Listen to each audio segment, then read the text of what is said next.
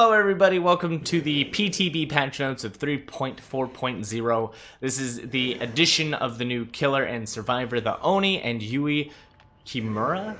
I am sorry. Cursed Legacy chapter is coming and it's going to be out in December, but the PTB is here today. So let's talk about the changes coming in, the perks, the power, and show off the Mori for the killer and a little bit of gameplay. So first, rank reset's now being adjusted to move you down just a single color from where you are. If you're in red rank, you go to purple. If you were in purple to green, green to yellow, so on and so forth. Debuff perks also for killers will no longer show on the survivor's HUD until they're actually affected by it. So until a survivor is healing within chlorophobia, the chlorophobia won't show up until they're healing within it. That way they don't know about it ahead of time. That's kind of nice. They did a couple of updates for undetectable to show up on other perks, and God, he breathes so hard. And they also adjusted so that protection hits can be counted every 3 seconds instead of every 20 seconds. That's an interesting fact. I didn't know it had a limit of 20 seconds. That probably is a reason why Metal Band is hard to get off. But now that it's down to 3 seconds, that's pretty nice, because a killer's recovery at base is about 3 seconds from a successful hit, which means as long as they're not running save the best for last, you should be able to get as many protection hits as you want.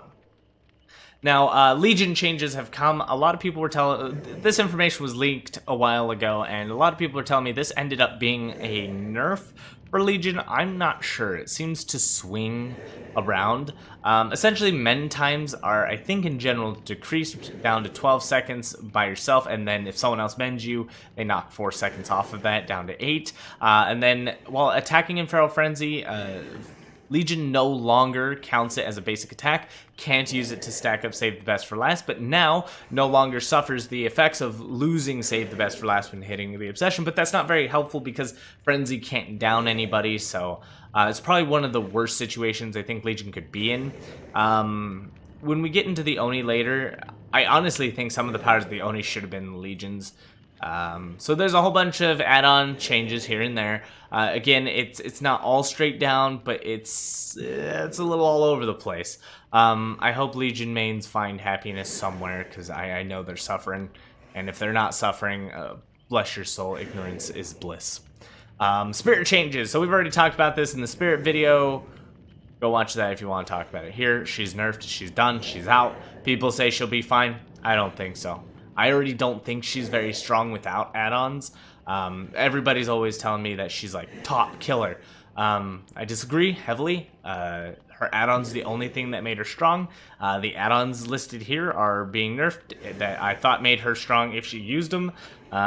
So I think there's now sufficient counterplay to put Spirit mid to low tier. Perk changes. So Balanced Landing got nerfed. Essentially, you no longer get the effect of resisting the stun while exhausted. So if you leap off a ledge, you can't keep doing it. If you're exhausted, you'll take the stun as if the perk didn't exist. The exchange for this, however, is that they gave Balanced Landing the ability to muffle the grunts from falling while not exhausted. So essentially, based on this, I haven't tested it, but I'm going to assume that means you make no fall noise. And that helps you build more towards a stealthy survivor. Kindred, when another survivor is on the hook, see the aura of all of the survivors. I don't know if that's an additional benefit or if they just changed it so that if you're running Kindred, it works for you seeing everyone else. If that's the case, that's a bit odd, but I guess if you're trying to be altruistic, that's good for you, instead of having to run it. But then again, I feel bad for everyone who is trying to run it to get people to save them. So I'll check on Kindred as we go to the survivors. And No One Left Behind seems to have gotten a change. Once an exit gate is opened, gain more blood points for healing, unhooking other survivors. But that was already a thing, wasn't it? More blood point, right, and unhooking are performed 50% quicker. Oh. And auras of other survivors are shown. Oh, that's a hell of a buff for No One Left Behind. No One Left Behind was trash. That still kind of is trash, but that's not half bad. not not good, but it's not bad. So there you go. There's patch notes. The bug issues are here. Pause the video if you need it. And then holy map specific. The few things we need to cover before we get into the games as well is that dedicated servers on the PTB are completely out of whack. You're gonna see a lot of people just like moonwalking and disappearing sometimes. Played a few games, it's horrible. Let's get into the Survivor, her perks, and what they are. Yui Kimura actually has some good perks. Unlike every other chapter before this, I'm always really negative about the perks, but here we have some that are worth looking at. First is Lucky Break. This is an interesting stealth perk, as when you are injured, you don't leave blood for 60 seconds. Or sorry, 120 seconds, 2 minutes.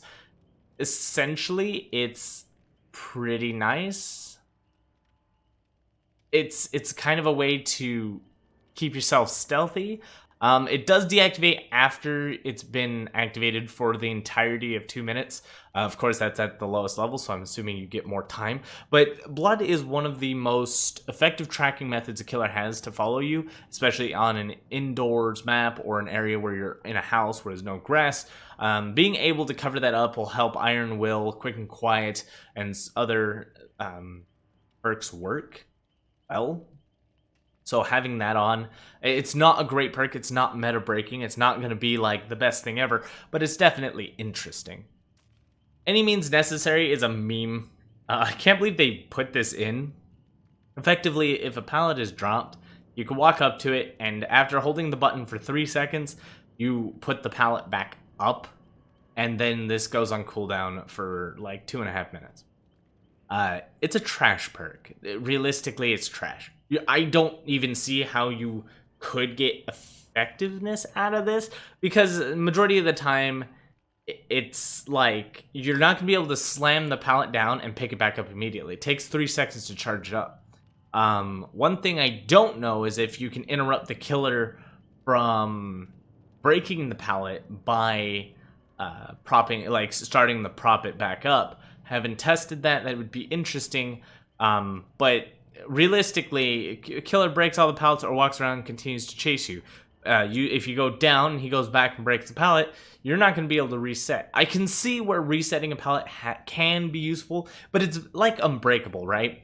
It's one of those things that's like, you know, it's great when it works, if it works, but killers always pick you up. Same goes for this. It's great if you happen to find a pallet that the killer didn't break, but I mean, I break most of my pallets, especially during my cleanup phase after downing survivors. So it'll be interesting to see if this gets any actual use. This is probably the best perk she's got, Breakout. This is one of those Survive with Friends perks that's going to make playing killer a little harder. When you're within 6 meters of carried survivor, you gain haste, which is a 5% movement speed boost, and survivor gets a wiggle speed of 20% increase. So for as long as you're within that 6 meters, which is pretty close, you are effectively allowing your allies to wiggle out faster, and you could take the body block and all that teamwork you do to get someone out of someone's hands. This is going to be the perk to run. I don't know if this stacks. It's something that will require some testing, but this is definitely something you're going to want if you're going to run flashlights and do some Survive with Friends and try to save people. It's going to be the perfect thing to keep you going. Iron Grasp is probably the only thing that's going to maybe counter this, but I don't think killers are going to opt in for a perk that's been out of the meta forever just to counter something they don't know that's coming. That's another thing. I don't know if the killer's going to know if you are running Breakout, so ooh, that's going to suck. So we're right on to the killer. The new killer is Oni. He's a big demon and he's pretty cool, but to me, overall, my impressions of how he plays, his power is very lackluster because it's a power we've seen before, just implemented in a lesser version of what it is, and you'll understand in a second here. Oni is a really cool character based off of the mythology, like one of my favorite series, Onimusha is based off of, is the Oni demon. And they kind of have this inspired thing about absorbing souls, which Onimusha had a lot of, but let's talk about Yamoka's Wrath here. Realistically, I think Oni is just a weak hillbilly. Let me explain. Oni doesn't start with a power. He starts with a meter that needs to be charged, much like Myers, where he's got to stock up, get meter, and then he becomes effective. Yamilka's Wrath, essentially, if you injure a survivor, you build meter, and then all injured survivors drop blood orbs for you to absorb. If you absorb enough, you can activate Blood Fury, which is a temporary mode where you effectively become lethal, meaning lots of instant downs, and you get 2 abilities. One, you get Demon Dash, which is effectively a chainsaw. You dash forward, you charge up, dash forward, and you can strike somebody and they get instant down. It's a chainsaw. It has a little better control than the chainsaw, but don't forget that this is an effect that can only activate after you've entered this Blood Fury mode. And then you have Demon Strike, which is like a Myers Tier 3 lunge, but more like a pig lunge mixed in. So effectively, when you do a lunge now, he charges up his hammer and lifts up, and then you do a very extended lunge. It's very long. Your turning is not nearly as good as it normally is, so do be careful. If someone 360s you, they can probably dodge it, but then again, you should just be able to get a nice basic attack on them, take them out. The Oni with this, I believe once he insta-downs somebody with Demon Strike or Dash, his power is canceled, and then you have to rebuild it back up. But of course, it gets canceled with some power in reserve, depending on how much or for how long you were in the mode for. So if you can get an instant down pretty quick, then you're all right. So what he has here is effectively probably a slightly better chainsaw that can only be activated after he's charged up the power. He is very loud. If you think he's loud here, everyone can hear him in game. He does have his own chase music. He's pretty cool. Let's talk about his perks, and then we'll show off his Mori and then some gameplay. So his perks are actually a massive letdown for me. The survivors got some pretty cool ones, but here we have things like Zanshin Tactics, which effectively just shows you pallets and vault locations within 24 meters. Once you injure a survivor, it becomes inactive for a period of time. It's like the opposite of Windows of Opportunity, but for the killer. Again, worthless once you know where everything is at. I wouldn't run it ever. Blood Echo. This has potential, but immediately off the bat, not much. Essentially, when you hook someone, everyone else is affected with hemorrhage and exhaustion for 45 seconds. The good effect here that I see that has potential is the fact that you set everyone's exhaustion to 45 seconds. That's pretty good, except if you don't ever get to utilize it. So for me, that becomes a situational perk, because if someone didn't have an exhaustion perk, or if it was already on cooldown, I mean, you're not really doing that much, but you are preventing someone from dead-harding into the hook for at least 45 seconds. You are able to prevent some plays with this, but I'm not 100% sure how much use we'll see with it. This is probably his best perk. And then we have Nemesis. This is a very situational perk. Essentially, if you get stunned by flashlight blind, pallet or locker, or just get blinded in general, the survivor becomes the obsession, whoever blinded you or stunned you. And then they become oblivious for 40 seconds. This is important because oblivious effectively removes your terror radius for them. They can't hear it. So you're like Ghostface, essentially, for them stunning you. The problem I have with this perk is that for someone like me who runs Save the Best for Last, I don't necessarily want this perk. If I'm in the middle of a chase and I get stunned getting greedy for a pallet, and then they become my obsession, I effectively have to stop the chase, or just not care about the stacks I'm going to lose. It is good that, like, there's an Oblivious effect. Like, Oblivious is really good, depending. That's also situational. If they could see you, you're not going to be able to... You're not going to be able to stealth around. Oni, for example, is loud. He's got very loud footsteps. You can hear him coming a mile away. it's not going to work well for him. You could probably find a killer for this to work on slightly better. But like I said, if you're someone who runs a lot of M1 killers with save the best for last, something like this is not going to help you, because then when they become your obsession, it's really detrimental. And then you also have to look at this aura is shown to you for 4 seconds. I'm hoping that at the higher tiers it's significantly more, because you're stunned typically for about 5 seconds. So your character will be looking down while the aura reveal is going on. So I'm assuming it'll go up to maybe 8 seconds. That way you get a couple of seconds of seeing their aura. And again, the Oblivious has the potential to be good, especially if you're trying to combine it with the perk that transfers your terror radius over to the obsession. This is a really good way to set that up. One of the reasons I rated, I think it's Dark Devotion, I rated that so low was because the odds of triggering it is 1 of 4, because you have to find the obsession. If you don't find the obsession, the perk is worthless. And that's not always your choice whether the obsession is within your reach. And Nemesis being able to make an obsession for you allows you to force those obsession perks. So again, situational might work well in a combo, but I'm not sure how often you're going to see Nemesis come up. Alright, so we'll go ahead and show you guys the Mori and then jump into a game of the Oni, and I'll try my best to demonstrate his powers.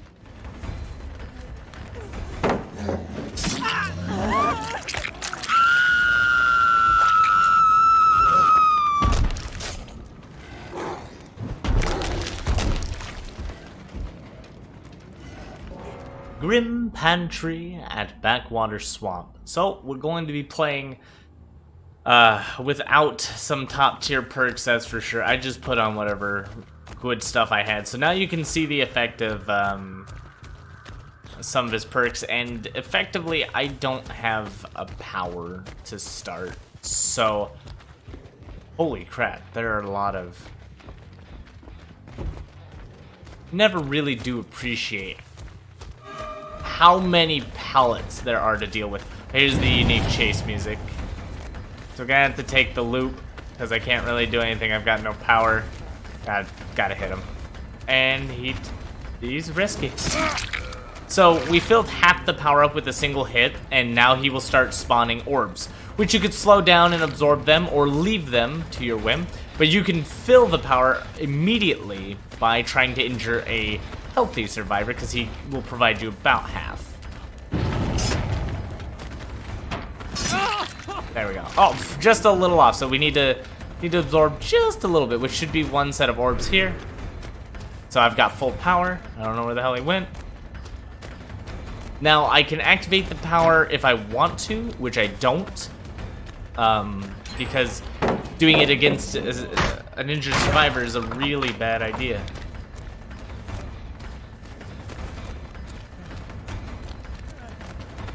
And because he's injured, I just got my... There we go. Alright, feels good. So, we'll get the hook, and then we'll go do, I don't know, something before they finish this really fast. Which gen did they... Oh, there, they finished that one and that one. So now I need to pick which gens I'm going to stop. They started this one. Alright, there's someone here. And he's injured, so that's not good. So it changes his animation a bit.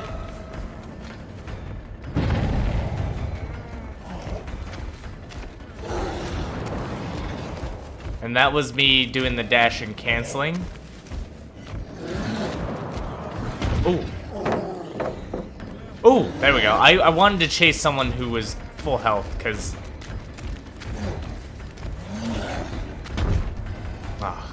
It's clunky as hell.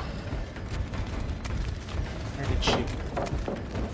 Good play. So I'm gonna lose my power. I won't be able to effectively get anybody.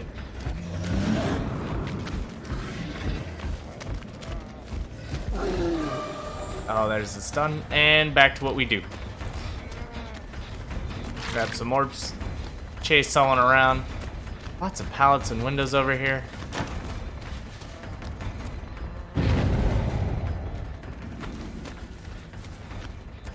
Oof. Oof. I don't think he's gonna make it now. Unless he's got dead hard, which he's likely got dead hard.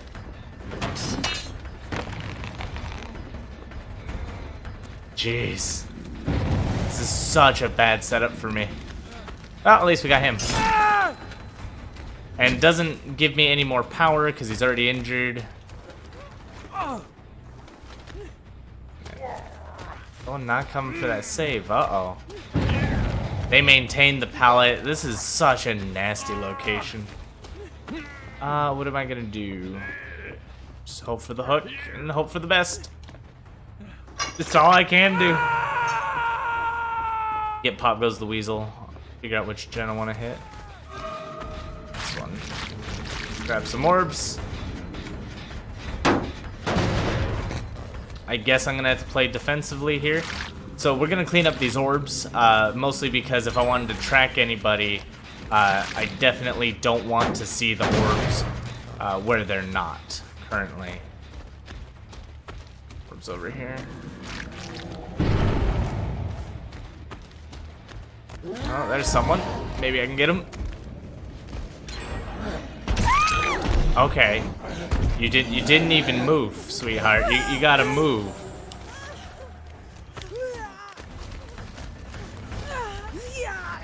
Alright. Oh, why would you do that? Thank you. Why are they all in here? This is nonsense. Ooh.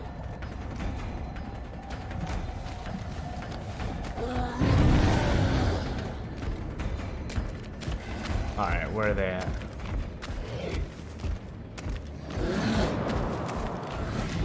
Oh, such a clunky lunge.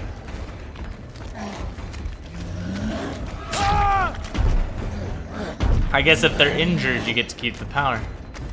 That's good. There you go. Nope, I still have the power. Why is the power still around? Alright, still haven't figured out how the power chooses to fade.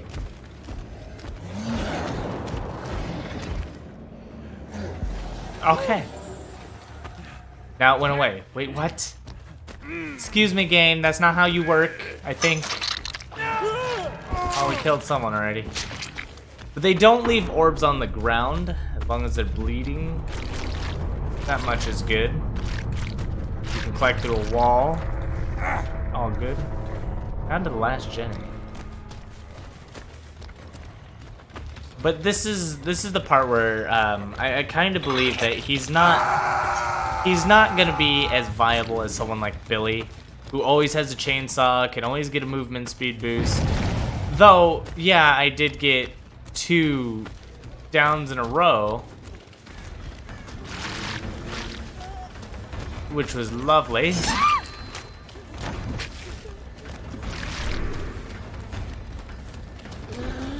But like this, I have to transform and then slow. The lunge is actually slow. Let's see if we can do this demon dash. If I pick her up, it cancels the ability. So it's when you pick her up, do something passive. And then your sword is like stuck in your face, I guess. What the hell? This is so confusing.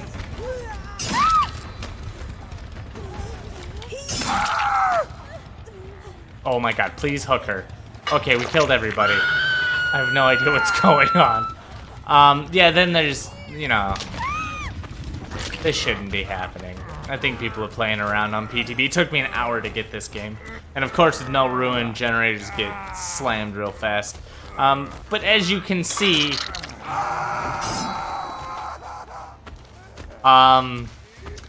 yeah, as you can see, I have no idea what we can and cannot see.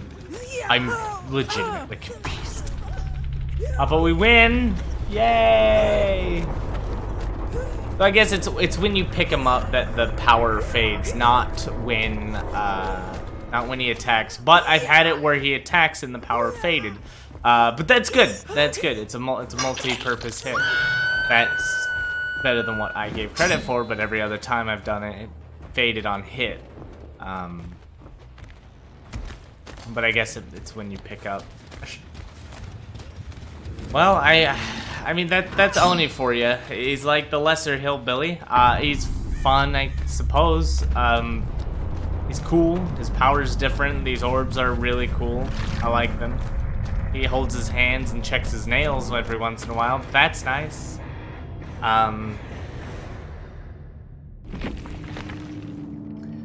Overall, though, they had won the game. They just dicked around just for the sake of dicking around.